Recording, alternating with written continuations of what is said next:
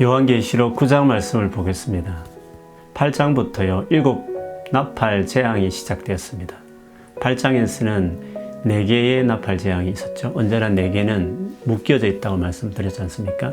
그 재앙이 끝나면서 제일 마지막 8장 13절에 보면 독수리가 하늘을 나르며 땅에 사는 자들에게 화화화 3개의 화가 있을 것이라고 말했습니다. 그 3개는 당연히 남은 3개의 나팔 재앙이라고 말할 수 있습니다. 그러나 마지막 7째 나팔 재앙은 그 다음 대접 시리즈를 끌어들이는 오프닝 게이트니까요. 좀 빼고 본다면 나머지 2개, 즉 5째, 6째 나팔 재앙이 오늘 바로 9장에 기록되어 있죠. 9장이 그러다 보니까 1절부터 12절까지 5번째 나팔 재앙, 그리고 13절에서 21절까지 2번째 나팔 재앙 이렇게 기록되어 있습니다. 이 2 나팔 재앙은 화라고 하는 말처럼 앞에 4개의 나팔 재앙과 비교할 수 없는 좀 더 심각한 심판이고요. 그리고 앞에 4개는 뭐 사람이 피해를 당하기도 하지만 간접적으로 어디까나 자연계, 강, 바다, 천계에 집중되어 있었다면 오늘 9장에 나오는 이 2개의 나팔 재앙은 사람에게 집중되어 있습니다. 앞부분은 5달 동안 고통당하는 장면이 나오고 그 뒤에 6번째 나팔 재앙은 사람의 3분의 1이 죽는 그런 재앙입니다. 이 2 재앙의 공통점은요, 사탄에 의해서 이루어지는 재앙이라고 말할 수 있죠. 아이러니하게도 세상은 그 사탄을 숭배하나 사탄은 자기의 종로를 하는 자들을 오히려 괴롭히고 죽이게 된다는 것이죠. 첫 번째 5째 나팔 재앙은 이렇게 시작됩니다. 그가 나팔을 5째 천사가 나팔을 불자 하늘에서 별 하나가 떨어집니다. 이 떨어지는 별은 물론 다른 의원이 천사죠. 별을 천사로 말하는 것은 계시록 1장 20절에도 7별, 그 별은 사자, 즉 천사라고 말하기도 했고 사사기나 다른 구약의 구절 등에 보면 별은 종종 천사로 이렇게 이야기하기도 합니다. 그럼 이 떨어진 이 별, 이 천사는 무엇을 말할까? 크게 2가지 있습니다. 20장, 계시록 20장 1, 2절에 보면 그 무저갱의 열쇠를 가진 천사가 내려오는데요. 그래서 똑같은 그 천사일 거라 말합니다. 근데 20장에 말하는 무저갱의 열쇠를 가진 천사는 하나님의 대리자, 선한 천사입니다. 오늘 본문에도 무저갱의 열쇠를 가졌다라는 표현 때문에 그런 해석을 하게 되는 거죠. 그런데 떨어졌다는 이 표현은 선한 천사에게 말하지 않고 묵시문학뿐만 아니라 이사야 14장에 보면 바벨론을 하늘에 떨어진 계명성 새벽별로 설명합니다. 예수님께서 제자들이 전도한 이후에 하늘에서 사단과 그 귀신들의 추락을 그렇게 설명했습니다. 계시록 자체에도 보면요, 12장 8절에 9절에 보면 사단이 하늘에서 쫓겨 땅에 내려왔다는 표현 등을 통해서도 여기 떨어진 이 별은 사탄을 보는 것이 더 옳겠습니다. 무저갱의 열쇠를 가졌다는 이 표현은 없다가 가졌기 때문에 일정 기간 동안 하나님께서 사단에게 허용되어 있는 권한이다, 이렇게 보면 무리가 없을 것 같아요. 무저갱을 가진, 열쇠를 가진 그 타락한 천사인 사단이 그 무저갱을 열자 거기서 황충, 즉 10번째 출애굽 재앙에 나오는 메뚜기 황충들이 나와서 사람을 정말 괴롭히는 장면이 나옵니다. 이 무저갱에 대한 이야기도 물론 절 설명이 필요합니다. 구약적으로 보면 무저갱이 오면 크게 2가지였습니다. 음부와 비슷하게 죽은 사람이 그 이후에 가는 곳, 그 다음에 2번째는 악한 영들의 감옥, 가두는 곳, 이렇게 표현되어 있습니다. 근데 신약에도 이렇게 2가지 경우로 다 설명합니다. 그래서 무저갱이라는 그 의미 자체는 무저라는 말이 아주 바닥에 안 보이는 깊은 그 웅덩이와 같은, 그래서 성경에는 깊은 바다 이런 표현들이 많이 나옵니다. 일정 기간 동안 사단과 그 세력들이 거기에 거처하고 있는 것이죠. 그 문을, 무저갱의 문을 열자 황충, 메뚜기 떼들이 확 올라오는데 검은 연기로 하늘을 어둡게 할 정도의 그런 황충이었습니다. 그 황충에 대해서 한번 본문을 한번 여러분 다시 한번 보시면 그들이 해하는 자들은, 보통 메뚜기는 식물을 해하지 않습니까? 그냥 본문에 보면 수목을 해하지 말라 하고요, 이마에 인침을 받지 않은 칠장, 하나님께서 보호하는 의미로 인을 쳤던 하나님의 백성 외에 모든 사람을 괴롭힐 목적으로 이것이 이루어졌었습니다. 그들은 정갈의 권세를 갖고 사람을 괴롭혔고 그 사람들은 죽고 싶어도 죽지 못할 정도로 정말 고통을 당하는 장면이 나옵니다. 그들이 괴롭게 하는 기간은 5달이라고 2번이나 언급되어 있는데 이것은 메뚜기가 출현하는 기간이 5달이었대요. 생존 기간이죠, 어떻게 보면. 그래서 메뚜기에 비교했지만 단순한 메뚜기가 아니라, 왜냐하면 풀이 아니라 사람을 괴롭혔으니까요. 근데 이 메뚜기 재앙에 대한 유래는요, 구약적으로 보면 요엘서에 나와 있습니다. 요엘서 2장 1장에 가보면 물론 당시에 그 메뚜기 재앙을 빗대기도 했지만 실제적으로는 그 메뚜기의 의미는 북쪽에서 쳐들어오는 바벨론의 군대를 이야기했습니다. 그렇게 본다면 여기서 말하는 황충은 당시에 땅에 거하는 자들, 즉 하나님을 대적하는 로마 제국의 사람들을 멸망시킬 어떤 군대를 이야기하는 건데, 그 당시에 로마 제국이 가장 무수했던 군대는 동방 유프라테스 강을 경계로 그 옆에 있는 바로 파르티아 군대였습니다. 그래서 오늘 본문에 말하는 이 황충은 파르티아 군대를 사뭇 상징합니다. 물론 그 다음 6째 나팔재앙도 마찬가지입니다. 그래서 이 나팔재앙을 보면 그 다음 대접재앙도 그렇지만 출애굽 때 있었던 10가지 재앙에 연결하는 것과 함께 이 당시에 7교회가 처했던 그 당시에 로마 제국의 가장 무서운 세력이었던 파르티아 군대를 오버랩해서 그 배경 속에서 설명해요. 무슨 말이냐면 교회를 괴롭히는 자들, 즉 로마 사람들이 가장 두려워할 만한 그 이미지를 그 당시의 어떤 분위기 속에 그리고 구약적인 배경 속에서 설명하는 거죠.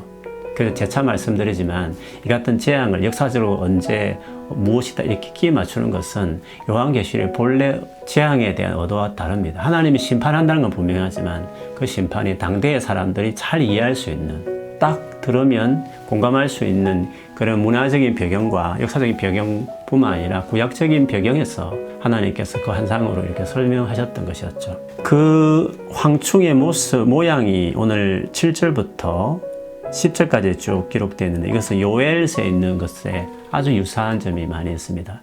요엘서 말씀을 제가 읽어드리면 2장 4절 5절에 보면 그의 모양은 말 같고 그 달리는 것은 기병 같으며 그들이 산 꼭대기에서 뛰는 소리는 병거 소리와도 같고 불꽃이 건물을 사르는 소리와도 같으며 강한 군사가 줄을 버리고 싸우는 것 같으니라고 말했습니다.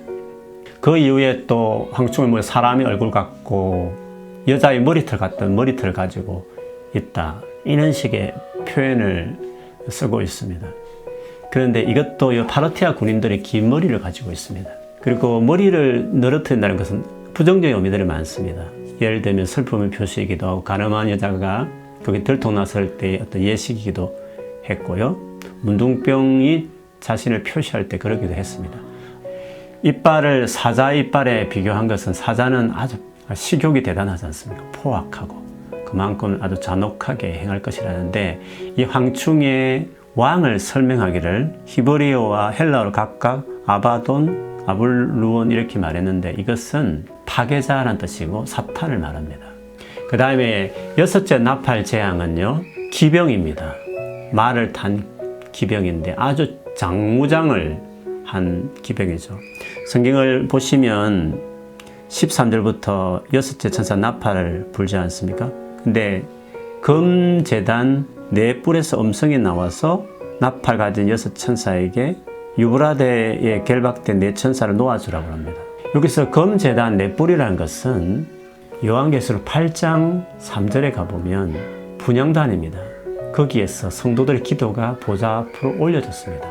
그러니까 이 6째 이 재앙의 시작은 사실은 성도들의 그 기도를 들으시고 하나님께 행하신 일이었다, 이렇게 볼 수 있는 것입니다.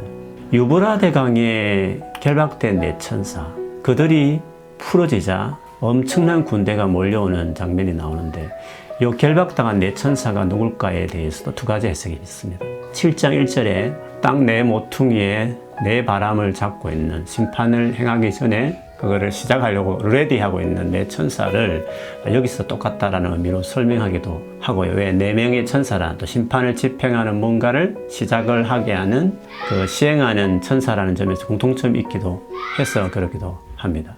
그러나 결박당했다 이 표현 자체가 하나님의 선한 천사에게 적절한 표현이 아니기 때문에 똑같은 천사라고 말할 수 없다 이렇게 해석하기도 해요. 그러나 사실은 그건 중요하지 않습니다. 어쨌든 이 네 천사에 의해서 기병, 장무장한 기병이 몰려드는데 오늘 그 수가 2만만이라고 되어 있습니다. 2만만은 2억이죠. 어떤 특별한 시간대에 사람 3분의 1을 죽이기로 예정되어 있었다. 연, 월, 일, 시까지 다 되어 있습니다. 이것은 꼭 정해진 날짜이기보다는 하나님이 그만큼 딱 때에 정확하게 하실 것이라는 그런 주님의 확실한 심판에 대한 강조점을 이렇게 표현했을 뿐이고 2억 명이라는 이 수도요. 2억 명이 중동에 제3차 대전을 일으키며 불연기 유황같이 화학전쟁이 일어날 거다. 이런 식으로 또 해석하고자 하는 사람들이 있습니다. 근데 여러분 여기서 말하는 이 2억 명은 강조점입니다. 그 당시 로마 인구 전체를 다 해도 2억입니다. 그러니까 꽉 찬 숫자, 어마어마한 무서운 군대가 유브라데 강을 건너서 넘어온다는 말인데 유브라데 강은 역사적으로 보면 이스라엘과 이스라엘을 공격해 침략했던 아수르나 바벨론을 둘의 경계선이었습니다. 이 당시에는요. 역시 로마와 파르티아 제국가의 그 경계선입니다. 그러면 그 유브라데 강을 건너 넘어오는 2억 명 어마어마한 숫자의 군대는 뭐를 말할까요? 역시 파르티아 군대를 말합니다. 로마 군대를 BC 53년경에 AD 62년 그때의 로마를 군대를 그 천하무적의 로마 군대를 무찌렀던 제국의 군대가 파르티아 제국이었습니다. 그러니까 그들은 로마 군인들에게 정말 노이로제 같은 것이었죠. 그런데 그들이 2억 명이 쳐들어온다는 것은 엄청난 겁니다. 여기도 보면 말과 기병이 다 장무장했습니다. 그것은 그 당시에 파르티아 군대가요 유명하기로 말을 다 갑옷으로 그리고 군인들도 다 갑옷으로 그렇게 했고요. 그리고 꼬리를 강조하지 않습니까? 꼬리에 정갈 같은 것이 있다고 그랬는데 파르티아 군대에 특별히 활을 쏘는 군인들이 있었어요. 그 군인들은 달려가면서 뒤를 돌아보면서 활을 쏠 정도로 그것이 그 전략이었거든요. 그런 파르티아 군대를 그대로 염두에 두고 이 표현을 지금 쓰고 있는 것입니다. 자, 그런데 이 두 가지 나팔 재앙의 결론에서 제일 중요한 것이 마지막 두 절입니다. 20절, 21절인데 제가 읽어보면 이렇습니다. 이 재앙에 죽지 않고 남은 사람들은 손으로 행한 일을 회개하지 아니하고 오히려 여러 귀신과 또는 보거나 듣거나 다니거나 하지 못하는 금, 은, 동과 묵석의 우상에게 절하고 또 그 살인과 복술과 음행과 도둑질을 회개하지 아니하더라. 결국 9장의 제일 중요한 포인트는 이렇게 엄청난 재앙이 일어났음에 불구하고 그 당시의 사람들은 회개하기는커녕 더욱 그 우상을 하나님 싫어하는 범죄를 행했다라고 결론 내린 게 뭡니까? 심판과 재앙으로 하나님 회개하기를 기대했으나 그들은 너무 완고했다. 결국엔 이제 남은 것은 마지막 완전한 종말의 멸망밖과 심판밖에 없다는 것을 결론적으로 말하고 있는 것입니다. 뿐만 아니라 그러면 세상은 회개하기를 하나님 바라셔서 심판을 이렇게 지체하시는데 무엇이 그러면 그들을 회개케 하는 것일까? 그 질문에 대해, 그 의문에 대해서 사실은 10장과 11장 전반부에 나오는 저 마지막 7대접이 있기 전에 삽입과 관계된 거기에서 주님이 설명하려고 하는 중요한 이유가 거기에 있습니다. 오늘 본문을 보면서 우리가 어떤 생각을 하면 좋을까요? 하나님께서 지금에도 코비드 같은 세상의 재앙이 있지만 앞으로도 많은 재앙을 통해서 사람으로 하여금 하나님께 돌아오도록 하기를 바라시죠. 그러나 그 재앙과 심판으로 형벌만으로는 사람은 돌이키지 않고 오히려 완고해 줄 수 있다는 거죠. 그래서 하나님께서 세상을 구원하고 죄악에서 돌이키도록 회개케 하는 그 일을 십자가라는 사랑으로 하신 이유는 사람은 심판과 재앙을 돌이키지 않는다는 것을 아셨기 때문에 그렇습니다. 변화되고 싶으시죠? 하나님의 깊은 사랑을 먼저 깨닫는 게 중요합니다. 세상을 변화시키고 사람을 변화시키고 싶은 마음이 있으십니까? 깊은 사랑을 보이고 뿐만 아니라 그 사랑의 절정인 십자가 사랑을 그에게 전가하는 것이 중요한 거죠. 어쨌든 재앙과 심판으로도 회개하지 않는 이들의 모습을 보는 것으로 오늘 9장을 마감했는데요. 오늘 본문 보면서 곰곰이 하나님의 마음과 또 우리가 어떻게 세상을 살아가야 될지를 스스로 자문하고 돌아보고 기도하는 하나의 음성을 듣는 저와 여러분 되기를 바랍니다. 그러면 무엇이 우리를 진정 변화시키는가? 그 기대감을 가지고 다음 시간을 다시 뵙도록 하겠습니다.